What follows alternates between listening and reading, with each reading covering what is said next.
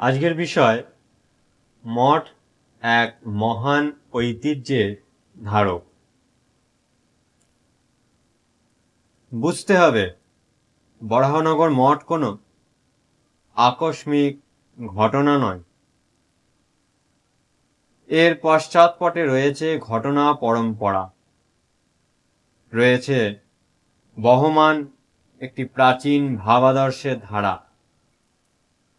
ইতিহাসের বিবর্তনের দৃষ্টিতে বরাহনগর মঠ একাধারে মহান এক ঐতিহ্যের ধারক এবং বিরাট সম্ভাবনাময় এক ভবিষ্যতের সূতিকাগৃহ।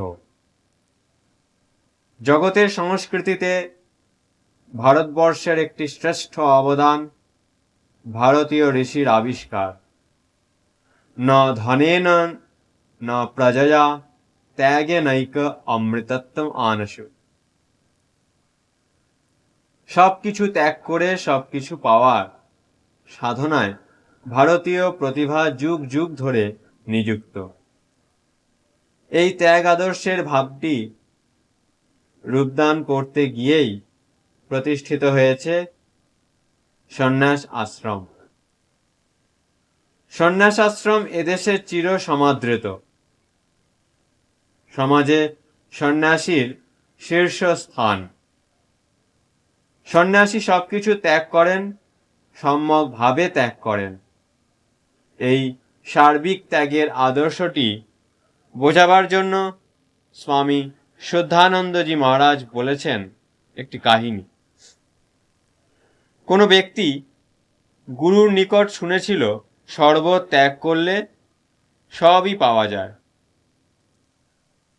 সে ব্যক্তি সর্বস্ব ত্যাগ করল, কিন্তু যা পাওয়ার তা পেল না। সে গুরুর নিকট গিয়ে দুঃখ করে বলল, গুরুদেব, আমি তো শরবত ত্যাগ করলাম, কই কিছু তো পেলাম না। গুরু বললেন, বাবা, শরবত ত্যাগ তোমার হলো কই? তোমার যে সব পাওয়ার আশা এখনো রয়েছে। শরবত্যাগী সন্ন্যাসী সামাজিক নিয়মকানুনের ঊর্ধ্বে।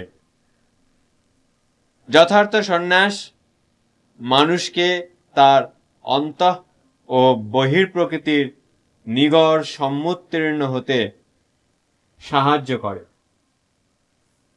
স্বামী বিবেকানন্দ যথার্থই বলেছেন, Sannyasa means the divine outlaw, one might say divine nihilist. আরও কথা, ঐতিহাসিকের নিরিখে ভারতীয় সংস্কৃতিতে সন্ন্যাস আশ্রম একটি অসাধারণ শক্তির প্রতীক। এদেশের সন্ন্যাসীগণ চিরকালই জ্ঞান বিস্তার ও সংস্কারের প্রেরণার স্বরূপ। স্বামী বিবেকানন্দের ভাষায় সন্ন্যাসী ঈশ্বরের সৈন্যস্বরূপ। যুক্তিসঙ্গত কারণেই স্বামী বিবেকানন্দ শিকাগো ধর্ম মহাসম্মেলনে নিজেকে পৃথিবীর প্রাচীনতম সন্ন্যাসী সম্প্রদায়ের প্রতিনিধি বলে পরিচয় দিয়েছেন। স্বামী বিবেকানন্দ প্রমুখ বরাহনগর মঠের নবীন সন্ন্যাসীগণ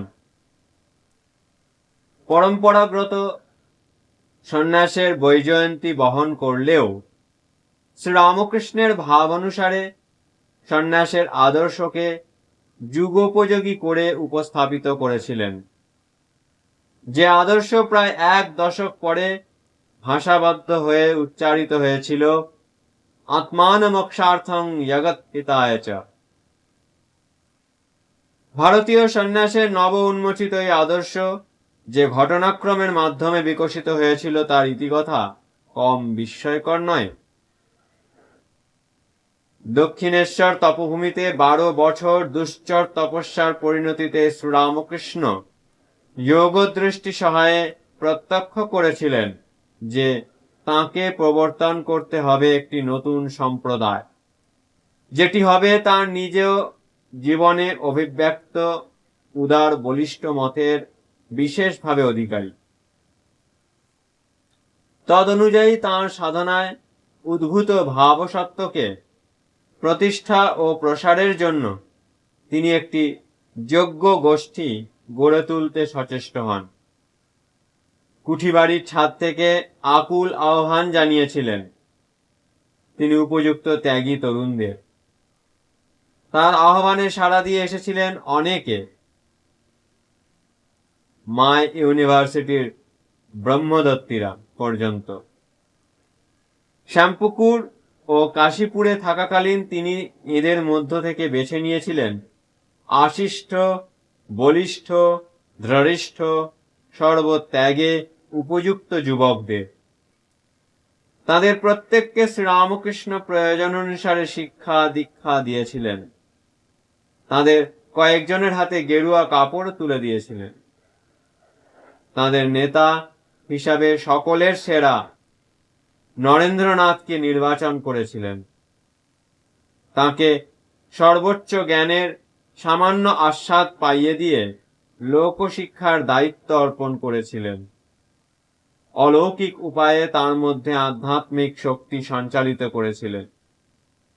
মহাসমাধির পূর্বে শ্রীরামকৃষ্ণ তাঁর নির্বাচিত শুদ্ধ পবিত্র তরুণ তাপসদের দায়িত্ব তুলে দিয়েছিলেন নরেন্দ্রনাথের হাতে এবং তাপসদের সকলকে নির্দেশ দিয়েছিলেন নরেন্দ্রনাথের নেতৃত্ব মেনে নেবার জন্য।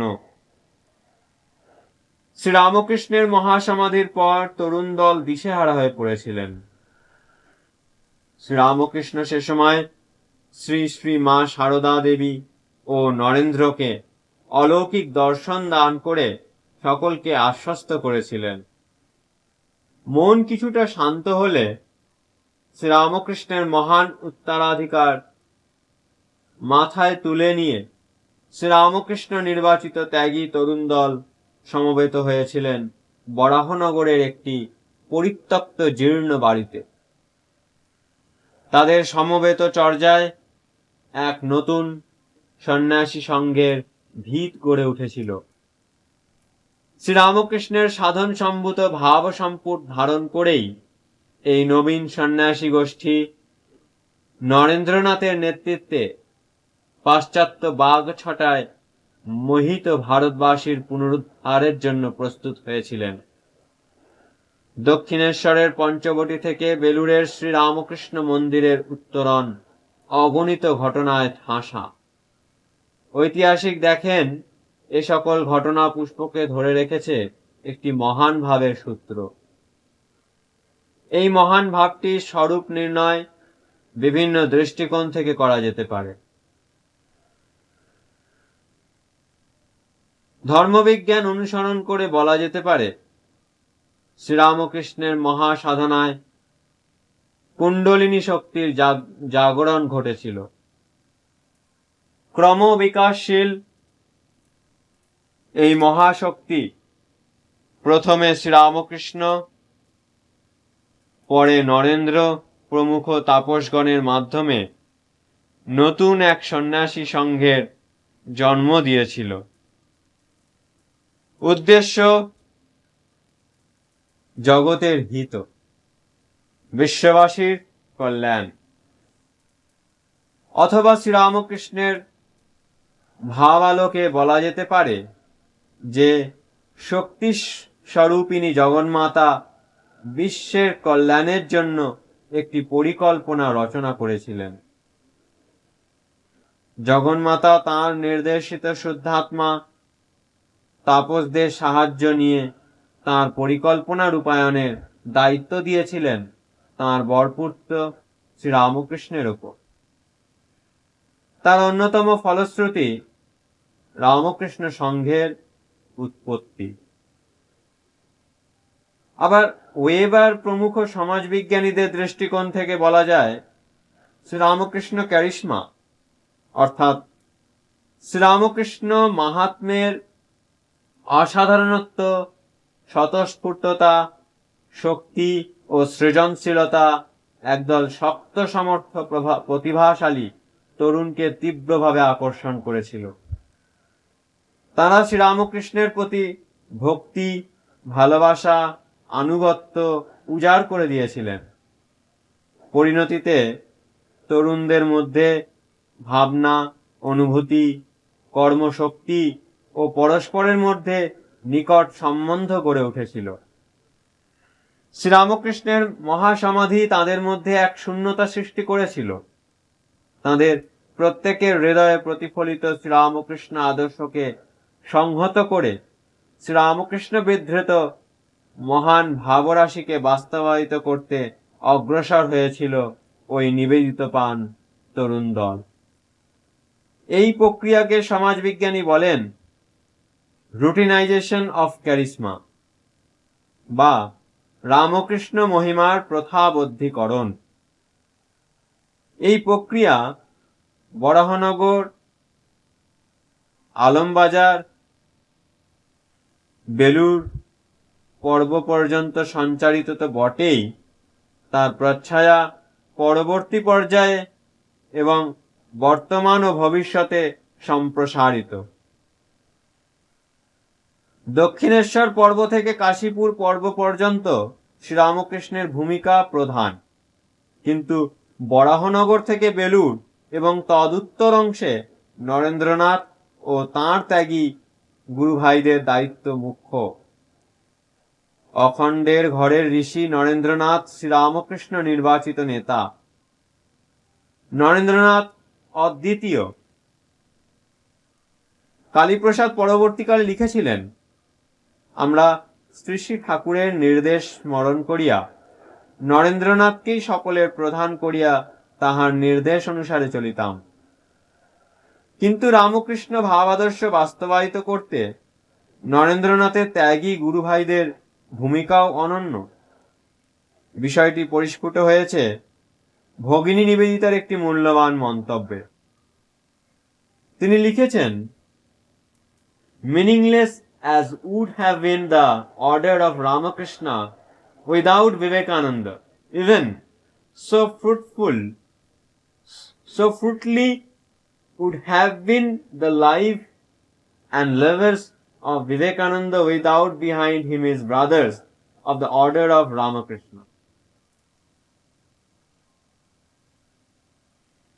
ত্যাগী তাপসগণের যৌথ প্রচেষ্টায় তিলে তিলে গড়ে উঠেছিল সন্ন্যাসী সংঘ। তাপসগণের প্রত্যেকেই ছিলেন পবিত্র, খাঁটি ও প্রত্যক্ষ অনুভূতি সম্পন্ন। উপরন্তু তারা শ্রীরামকৃষ্ণের নিকট থেকে অর্জন করেছিলেন এক দুর্লভ সম্পদ, যে বিষয়ে স্বামী বিবেকানন্দ চিঠিতে লিখেছিলেন, শ্রীরামকৃষ্ণদেবের সান্নিধ্যে আমরা এক অতুল ঐশ্বর্যের অধিকারী হইয়াছি। কেবল বাকসর্বস্ব না হইয়া যথার্থ জীবনযাপনের জন্য একটা ঐকান্তিক ইচ্ছা ও বিরামহীন সাধনার অনুপ্রেরণা তাহার নিকট আমরা লাভ করিয়াছিলাম। এই বিপুল শক্তিতে শক্তিমান তাপসগণ শ্রীরামকৃষ্ণ উপলব্ধ ভাবসত্ত্বকে বাস্তবে রূপদানের কঠিন ব্রত সার্থকভাবে উদযাপন করেছিলেন। ওম শান্তি শান্তি শান্তি। হরি ওম তৎসৎ। শ্রীরামকৃষ্ণার্পণমস্তু।